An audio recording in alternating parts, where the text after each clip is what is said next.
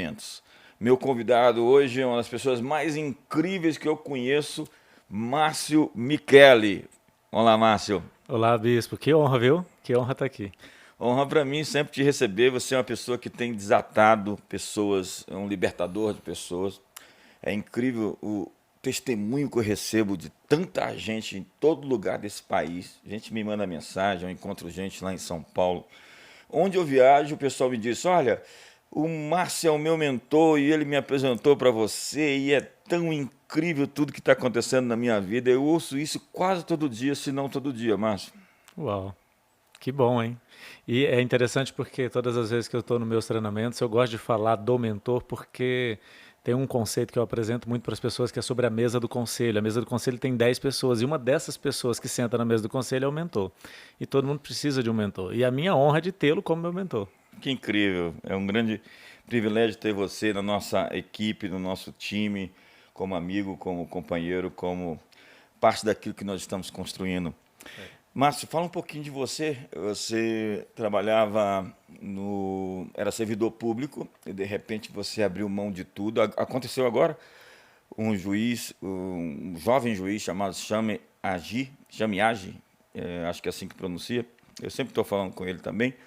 E ele abriu mão da carreira na magistratura para poder cumprir o seu propósito na mídia digital. E tem muita gente criticando ele por conta disso. Você fez esse mesmo caminho há 10 anos atrás? Eu fiz em 2013. 2013. Na verdade, eu passei no concurso em 2007.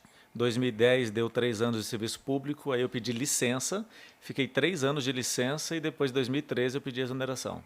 Então, na verdade, desde 2010 que eu desvinculei do serviço público, mas primeiro por licença. Você tinha uma carreira de sucesso no serviço público, abriu mão e foi servir na área de desenvolvimento pessoal. Exatamente. Eu passei no primeiro concurso que fiz.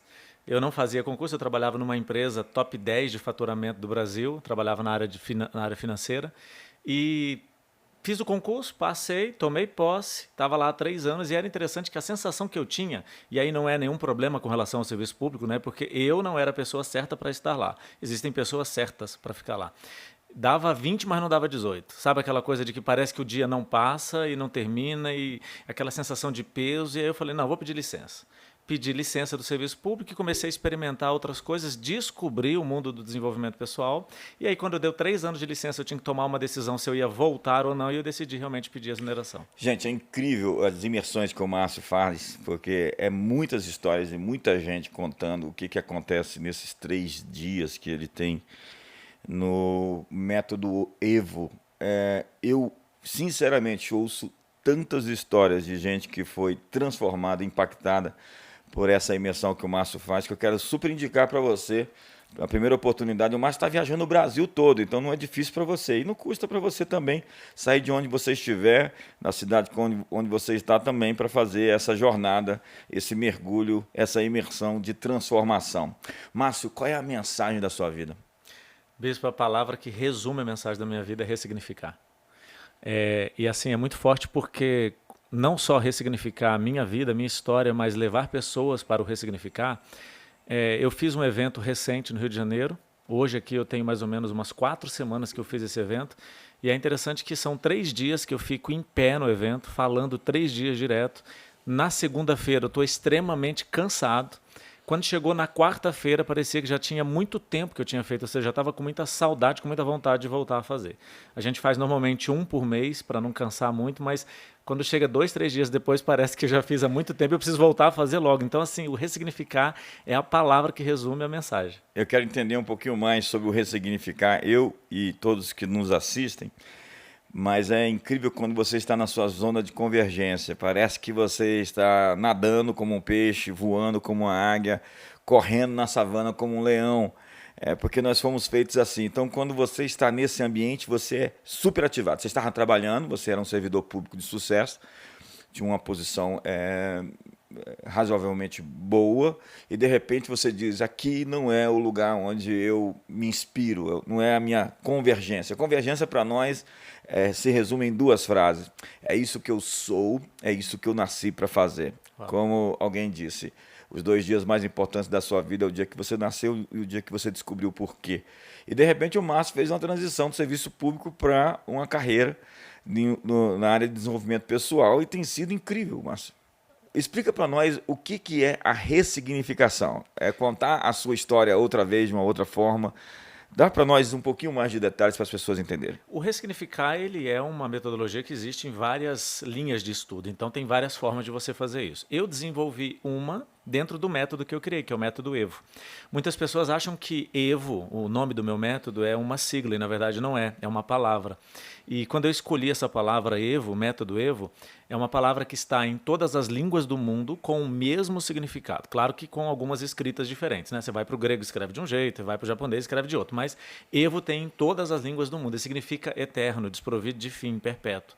E é isso que a gente quer mostrar para as pessoas. O ressignificar do passado das pessoas traz para elas a essência de Deus que há dentro delas. Ou seja, ela não perdeu a essência divina, mas o mal que aconteceu no passado pode esconder isso dela. Então, quando ela ressignifica, ela cala a voz que a gente chama de a voz do acusador. Nós temos 2 vozes, né? A voz do acusador e a voz do impostor. E ao ressignificar, a pessoa cala a voz do acusador. Quando ela cala a voz do acusador, ela descobre realmente quem ela é. Incrível. Seria o mesmo que o Václav Havel disse sobre esperança, como uma curva. É como se existisse um caminho ali e você fizesse uma curva como no idioma antigo, que fala da esperança como você entender que as coisas vão ter um sentido, vão ter um significado, já que tudo parece muito tumultuado enquanto você vive, mas chega um ponto na sua história que você consegue dar significado e sentido às coisas que lhe aconteceram. Então, ressignificar é uma mensagem sobre esperança? Sim, sim. O senhor falou de significado. O nosso cérebro ele trabalha para dar significado para tudo que a gente faz. O senhor já leu, né? O senhor já viu também Lisa Feldman, ela fala no livro dela Como São Feitas Suas Emoções, ela diz que todas as vezes que nós estamos com uma escolha no presente, um desafio, um ponto de decisão, nosso cérebro vai ao passado buscar histórias semelhantes para dar para aquilo que a gente está vivendo um significado. Então, quando eu vivo da dor que eu carrego, que eu tive no passado, das experiências que vivi ou das observações que fiz, o significado que eu dou para a minha vida tem fundamento na dor que eu carrego. Quando eu calo a voz do acusador, eu começo a dar significado com base na visão do meu Criador, como ele me vê. E eu começo a me enxergar como o meu Criador me vê. Então nós não vemos as coisas como elas são, vemos como somos. Exatamente. Então o nosso ambiente interno interpreta a realidade à nossa volta. Perfeito. Nossa experiência educacional, nossas experiências traumáticas, nossa história, as memórias que nós cultivamos definem as reações que nós temos no dia a dia.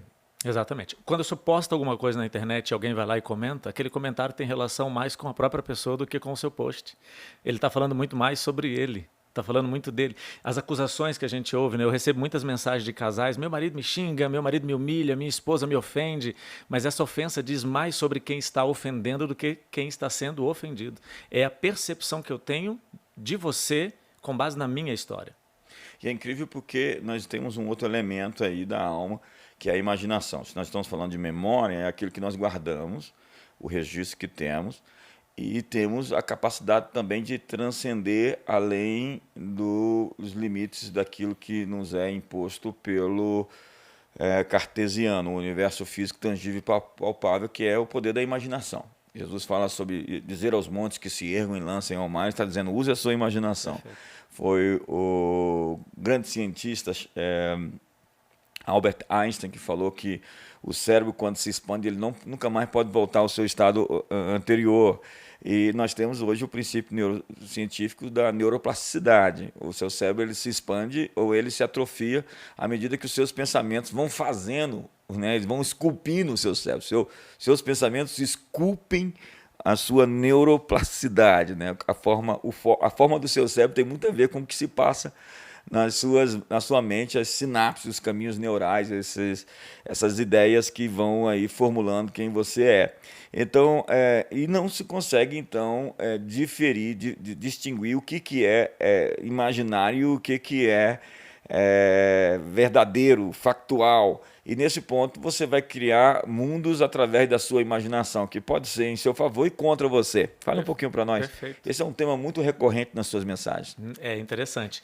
A gente não consegue realizar um sonho que a gente não foi capaz de imaginar. Não significa que eu vou realizar tudo que eu imagino, mas eu não vou realizar aquilo que eu não imaginei. A gente tem comprovação científica sobre isso e principalmente bíblica. Abraão, um senhor de idade, Deus disse que ele vai ter filhos. Imagina a situação, a mulher que não pode ter filho, e ele já um senhor. E aí Deus tira ele da casa onde ele está, pede para ele visualizar as estrelas do céu, ou seja, faz com ele um processo de visualização. Abraão imagina, Abraão começa a acreditar. Qual foi o problema? É que Sara não estava naquele lugar. Sara não imaginou como ele imaginou. Então, quando ele compartilha com Sara, Sara traz para ele o quê? Uma alternativa que não era prevista. Uma alternativa fora dos planos de Deus. Por quê? Sara estava querendo ajudar em um sonho, em um projeto que ela não tinha visualizado como Abraão. E aí a gente sabe de toda a história. Então, o poder Isso da dá imaginação... um problema enorme o que Sara faz. Até hoje, né? A sugestão que ela promove, que é uma tentativa de cumprir a promessa pela força da carne, né?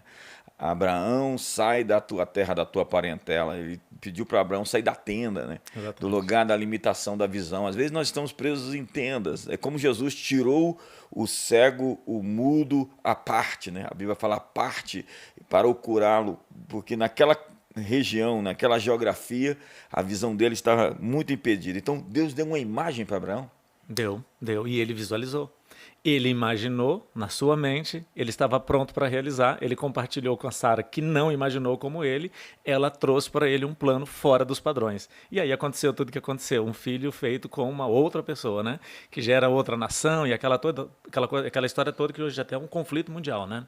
Agora, é interessante, bispo, que até a década de 90 do século passado, e a década de 90 do século passado foi intitulada como a década do cérebro, porque foi o momento da nossa existência que mais se descobriu sobre como funciona a mente. Não significa que descobriu tudo, mas de tudo que se descobriu, descobriu muito naquele período. Até a década de 90 do século passado, a polícia americana, nos processos de investigação, eles usavam um procedimento de hipnose chamado regressão para acessar a memória inconsciente das vítimas, que não lembravam do que tinha acontecido, para relatar quem era o possível agressor. E colocavam aquilo até no inquérito. E muitas vezes acabavam punindo a pessoa que vinha na memória daquela pessoa que estava no processo de regressão. Na década de 90, descobriram que esse processo resgata memórias que podem ser reais ou fantasia. Significa que a nossa imaginação, a nossa mente não tem a capacidade de discernir entre verdade e mentira, a não ser que conheça a verdade, de realidade e fantasia, a não ser que conheça a realidade. Então, a nossa imaginação ela pode ser verdadeira, ou pode ser uma mera fantasia. Nós não temos estrutura cognitiva para discernir entre verdade e mentira, a não ser que a gente conheça a verdade. Aí tem muita gente que diz assim, tá, mas como é que Deus me deu um recurso tão poderoso que é o meu cérebro e que é incapaz de discernir entre verdade e mentira? Muito simples. O plano de Deus foi colocar Adão e Eva em um ambiente onde não existia mentira. Se não existe mentira no Éden, para que Deus vai me dar um recurso que não contempla o plano dele? Então, nós não temos a capacidade de discernir entre verdade, mentira, realidade e fantasia, a não ser que a gente conheça a verdade, a não ser que a gente conheça a realidade. E a verdade ou a realidade nos libertará. A palavra ali em João capítulo 8, 32 é realidade, né? É incrível como Deus é perfeito, porque se eu imaginar ali, por exemplo, que tem um tigre na porta querendo me devorar, eu vou ativar o meu sistema de proteção, o meu sistema reptiliano. Perfeito. Primitivo, né? Mais primitivo de correr ou enfrentar a ameaça e o perigo. E tem gente que vive em constante ameaça, em constante perigo, porque está imaginando 1 milhão de possibilidades negativas. Perfeito. E nessa situação, bispo, nesse processo de sobrevivência, o cérebro produz 2 neurotransmissores, adrenalina e noradrenalina. Aí a noradrenalina, também chamada de norepinefrina, ela que nos prepara a musculatura, batimento cardíaco, para lutar ou fugir. Só que as duas juntas, noradrenalina e adrenalina, vão diminuir o funcionamento do córtex pré-frontal, que é a parte do cérebro responsável em me dar habilidades para pensar pensar. Você desracionaliza. Eu deixo de pensar e vou agir por instinto. Então, quando eu imagino uma situação de sobrevivência, uma situação de perigo, ela não é real, mas é o meu único estímulo. O cérebro acredita como real. Eu vou reagir de forma instintiva e não vou pensar. Vou para uma reunião de trabalho, não consigo falar tudo que gostaria de ter falado. Saio da reunião, a situação se desfaz na minha mente. Eu digo, poxa, por que eu não falei isso? Eu me preparei para isso, mas por que eu não falei? Porque você produziu 2 neurotransmissores, porque você visualizou uma situação de sobrevivência. Entrou no modo reptiliano. Exatamente. Essa conversa aqui vai longe, gente. Quando eu penso no Daniel Goleman falando sobre foco, que foi o último livro que eu li dele, ele vai falar que o foco é como um músculo. Se você se mantém focado, né, todo o tempo focado, aquele músculo vai enfraquecer. Eu não posso manter os meus músculos ou um arco flexionado todo o tempo, ele vai perder a sua força.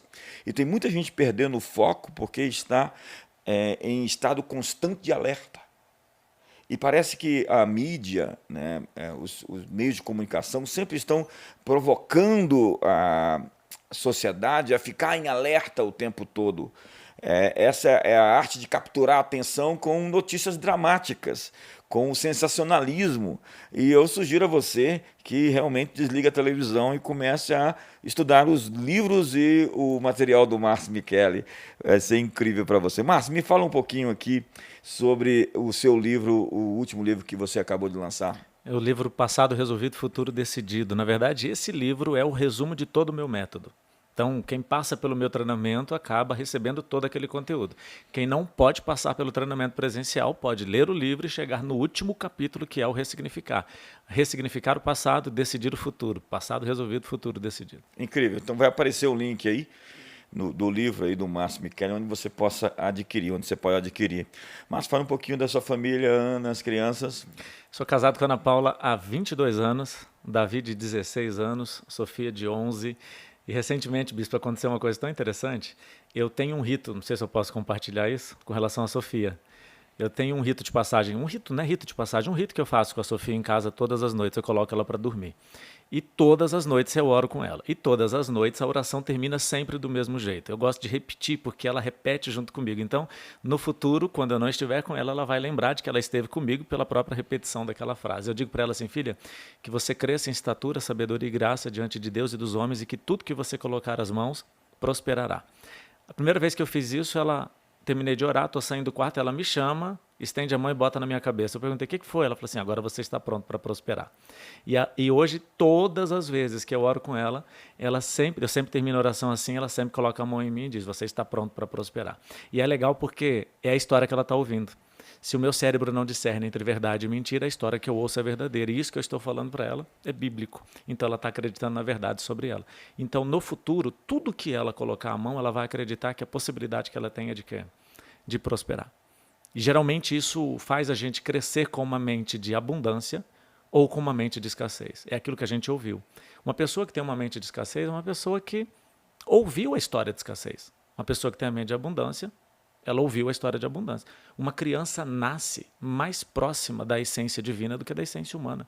Uma criança nasce acreditando em tudo. Assiste um filme, acha que pode ser o herói. Vê uma árvore, acha que pode subir.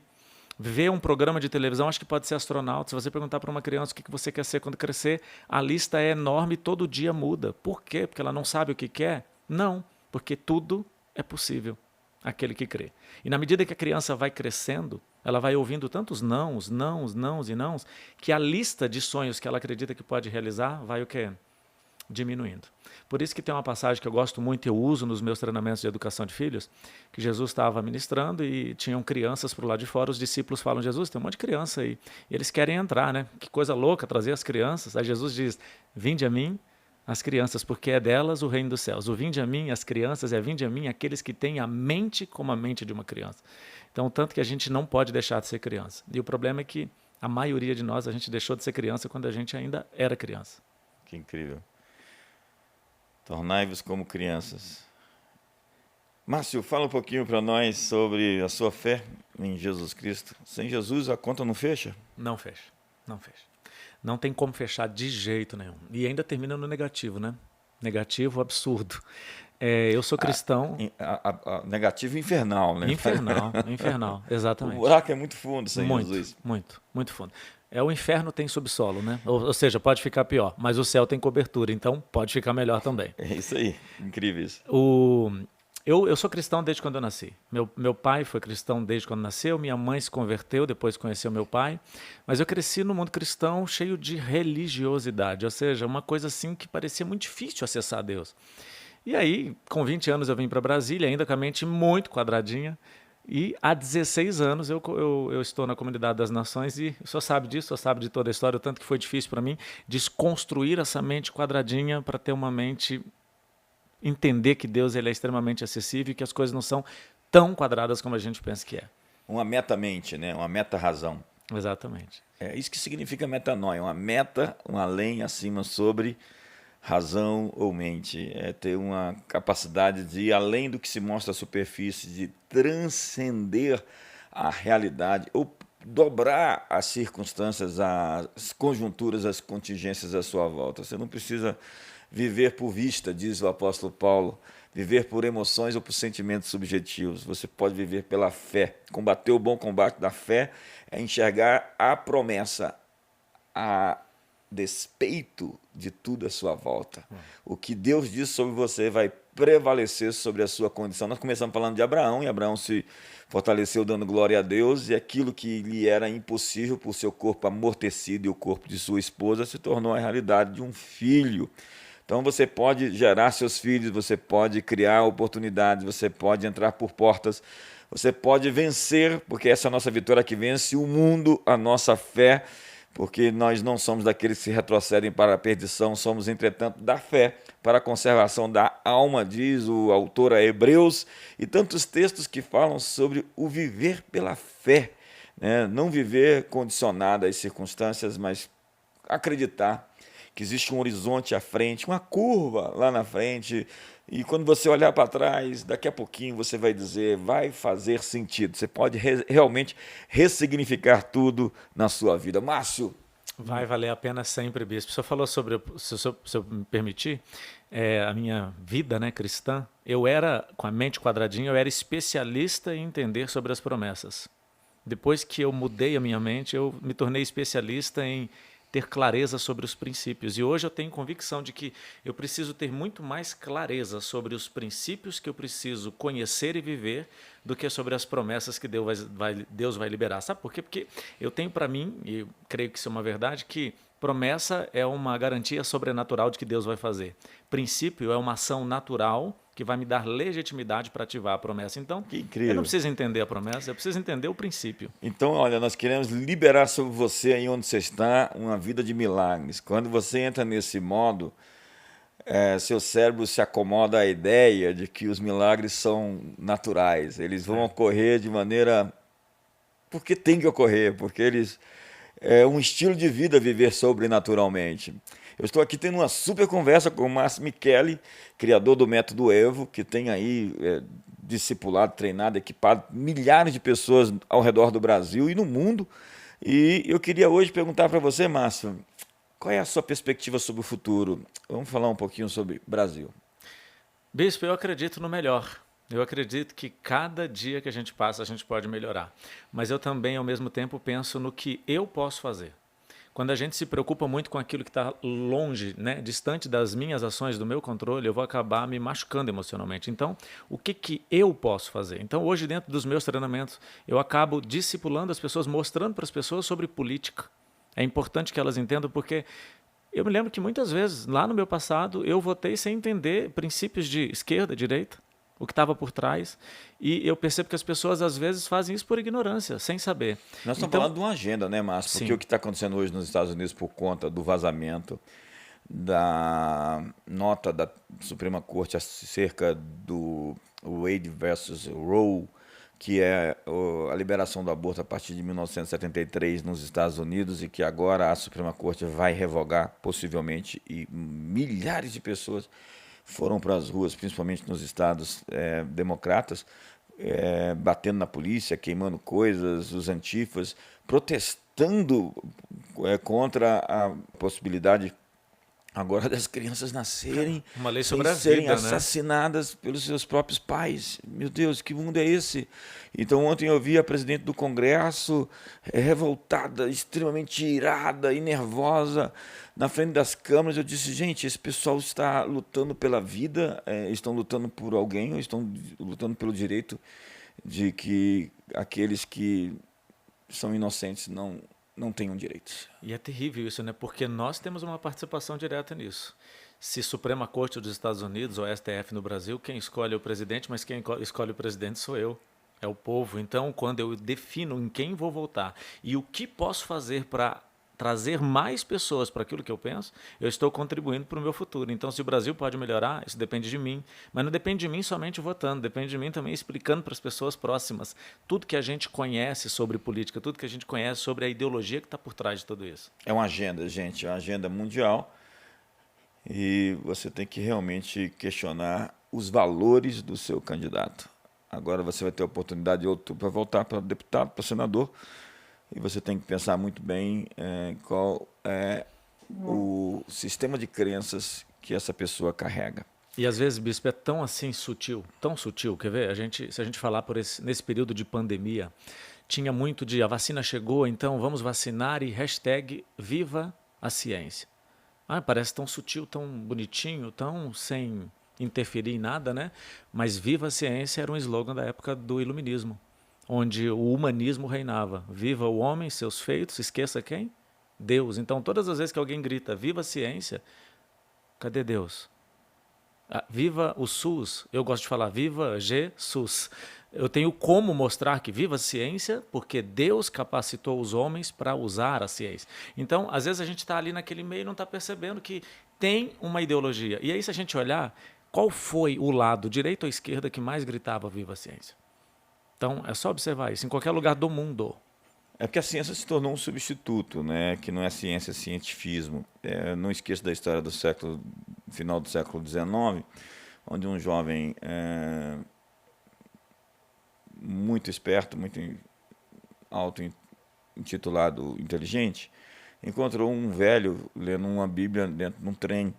E ao verificar que a pessoa à sua frente tinha uma Bíblia, começou a questioná-lo e dizer: como você pode acreditar num livro desse de crendices? Você não sabe que ele está ultrapassado? A ciência moderna já mostrou o quanto que esse livro é obsoleto e não precisamos dele.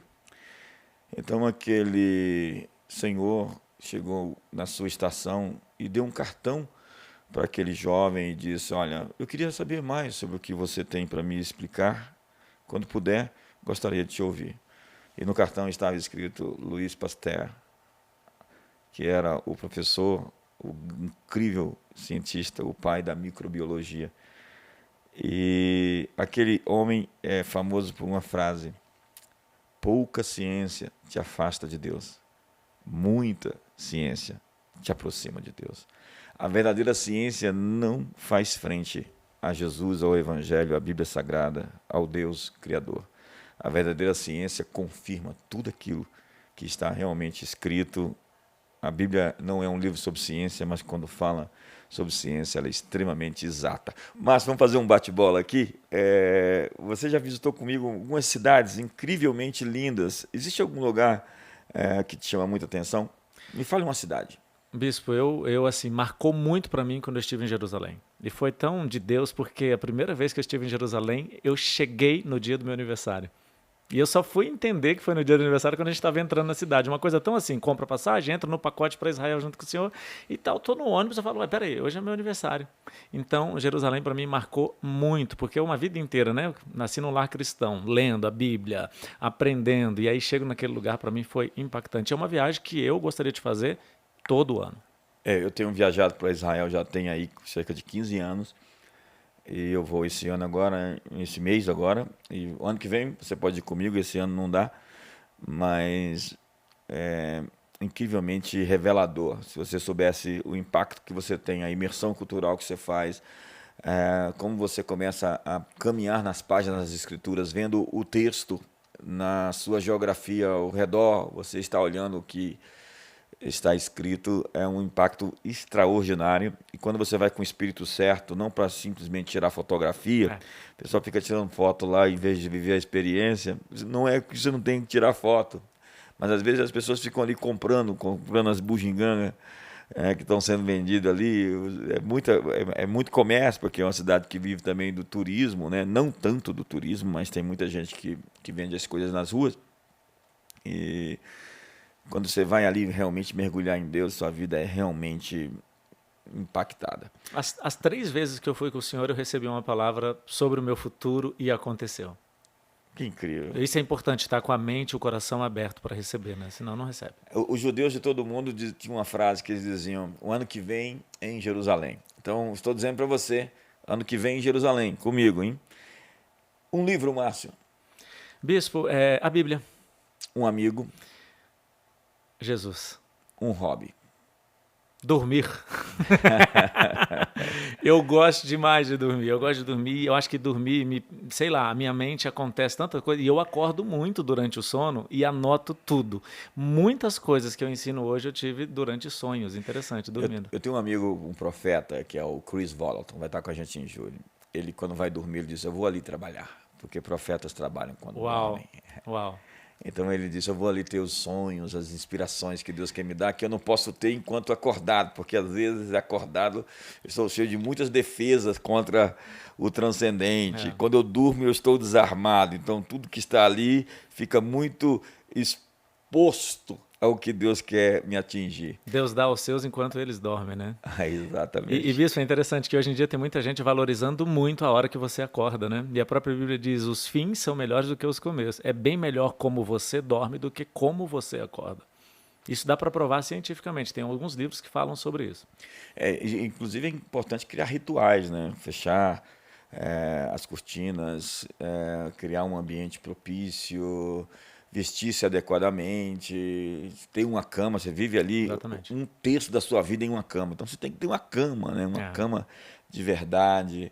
É muito importante que você se prepare para dormir. O dormir ele envolve 3, né? 3 coisinhas. É o ecológico, que é o ambiente, o orgânico, que é a estrutura cerebral, e o emocional. Se esses 3 estão desregulados, você não vai conseguir dormir. Então precisa pensar em tudo isso. Incrível. Márcio, um filme. Bispo, de bate-pronto assim, um filme? Não fala do Batman. Não. Tem tantos, mas um filme que eu uso muito é A Cabana. Por mais que o autor, ele no futuro depois ele escreveu um livro, né? Ele escreveu antes o livro. O livro ele é escreveu ruim, antes. O filme é ótimo. Não, mas depois ele escreveu um livro sobre como alguma coisa contra Deus depois, né? Mas o filme A Cabana, ele mostra uma realidade da vida das pessoas que precisam ressignificar. O personagem principal, ele encontra Deus na figura de uma mulher, porque ele tinha um problema com o pai. Quando ele resolve com o pai, ele vê Deus na figura de um homem. Então, para mim, o que mais mexe comigo é A Cabana. O filme é incrível. O filme é realmente... O autor, ele se torna um universalista no sentido teológico da palavra, que eu não tenho como explicar aqui, que eu estou num outro tema, mas o filme vale muito a pena assistir. Uma canção. Deixa eu ficar nesse lugar todos os dias. Um sonho. Um sonho é de terminar minha vida fazendo o que eu faço e transferir isso para o meu sucessor. De forma plena, assim, ver o meu sucessor... ter o privilégio de ver o meu sucessor, a minha sucessora, fazendo o que eu faço antes mesmo de morrer. Um arrependimento. De não ter conhecido tudo isso antes.